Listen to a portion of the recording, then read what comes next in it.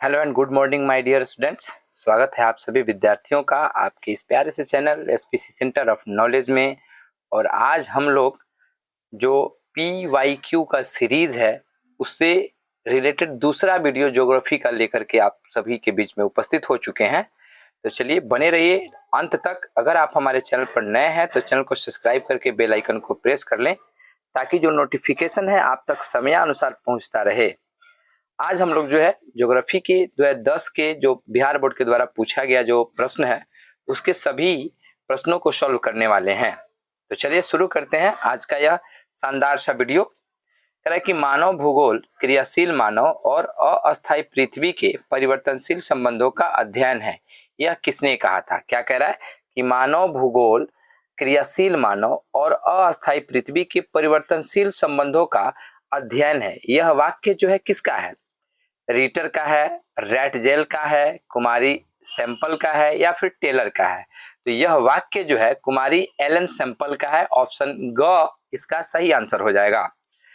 Next question कह रहा है कि जनसंख्या वितरण को प्रभावित करने वाले कारकों में सबसे महत्वपूर्ण कारक कौन सा है? क्या कह रहा है कि जनसंख्या वितरण को प्रभावित करने वाले कारकों में सबसे महत्वपूर्ण कारक कौन सा है?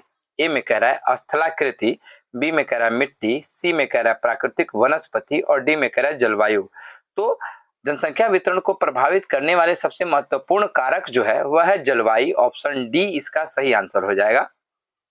नेक्स्ट क्वेश्चन कह रहा है कि मैसाबी श्रेणी का संबंध जो है निम्न में से किससे है? क्या कह रहा है कि मैसाबी श्रेणी का संबंध निम्न में से किससे है?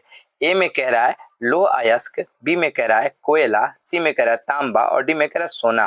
तो मैसाबी श्रेणी का जो संबंध है वह लोह अयस्क से है। ऑप्शन ए इसका सही आंसर हो जाएगा। चलिए बढ़ते हैं हम अगले क्वेश्चन की तरफ और देखते हैं कि अगले प्रश्न में क्या पूछा गया है। तो 4 नंबर जो प्रश्न है दोस्तों, इसमें कह रहा है कि पनामा नहर जोड़ती है। पनामा नहर जो है वह किससे किसको जोड़ती है? क में कह रहा है कैरिबियन सागर को मैक्सिको की खाड़ी से, ख में कह रहा है प्रशांत सागर को अटलांटिक महासागर से, ग में कह रहा है प्रशांत महासागर को हिंद महासागर से और घ में कह रहा है अटलांटिक महासागर को हिंद महासागर से। तो पनामा नहर जो है वह प्रशांत महासागर से अटलांटिक महासागर को जोड़ती है। ऑप्शन ख इसका सही आंसर हो जाएगा। नेक्स्ट क्वेश्चन जो कह रहा है कि किसी झील के चारों ओर बसा गांव किस प्रतिरूप में आएगा? क्या पूछ रहा है कि झील के चारों ओर बसा गांव किस प्रतिरूप में आएगा? ए में कह रहा है अरिये, बी में कह रहा है निहारिकीय, सी में कह रहा है नाभिकीय और डी में कह रहा है तारा। तो किसी झील के चारों ओर बसा गांव जो है वह निहारिकीय अवस्था में पाया जाता है। ऑप्शन ख जो है इसका सही आंसर हो जाएगा। चलिए नेक्स्ट क्वेश्चन को देखते हैं। नेक्स्ट क्वेश्चन कह रहा है कि 2001 की जनगणना के अनुसार निम्नलिखित में से किस राज्य का जनसंख्या घनत्व निम्नतम है?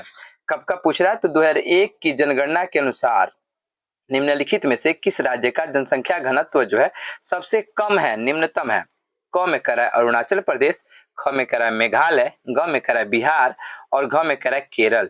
इसका सही आंसर जो है वह हो जाएगा अरुणाचल प्रदेश। चलिए नेक्स्ट क्वेश्चन को हम सॉल्व करते हैं। निम्नलिखित में से किस नदी की जल उपयोगिता सबसे अधिक है? क्या कह रहा है कि निम्नलिखित में से किस नदी की जल की उपयोगिता जो है सबसे अधिक है? क में कह रहा है कृष्णा, ख में कह रहा है ब्रह्मपुत्र, ग में कह रहा है गंगा और घ में कह रहा है गोदावरी। तो गंगा एक ऐसी नदी है जिसका सबसे ज्यादा जल की उपयोगिता है, इसलिए ऑप्शन ग सही आंसर हो जाएगा। 8 नंबर जो प्रश्न है कह रहा है कि निम्नलिखित में से कौन सा पतन पूर्वी तट पर स्थित है? क में कह रहा है कांडला पतन, ख में कह रहा है मुंबई पतन, ग में कह रहा है न्यू मंगलोर पतन और घ में कह रहा है चेन्नई। तो घ जो है चेन्नई वह पूर्वी तट पर स्थित एक पतन है। ऑप्शन घ जो है इसका सही आंसर हो जाएगा। बढ़ते हैं हम अगले प्रश्नों की ओर और देखते हैं कि 9 और 10 जो है प्रश्न में क्या पूछा गया है। तो 9 नंबर जो प्रश्न है इसमें कह रहा है कि निम्नांकित में से कौन सा शहर ग्रांड ट्रंक सड़क पर स्थित नहीं है? क्या कह रहा है कि निम्नांकित में से कौन सा शहर जो है वह ग्रांड ट्रंक सड़क पर स्थित नहीं है? क में कह रहा है इलाहाबाद, ख में कह रहा है कोलकाता, ग में कह रहा है दिल्ली और घ में कह रहा है लखनऊ। लखनऊ जो है वह ग्रांड ट्रंक सड़क पर स्थित नहीं है। ऑप्शन घ जो है इसका आंसर हो जाएगा। 10 नंबर प्रश्न कह रहा है कि औद्योगिकरण में कौन सा प्रदूषण होता है? जल प्रदूषण, वायु प्रदूषण, ध्वनि प्रदूषण या इनमें से सभी?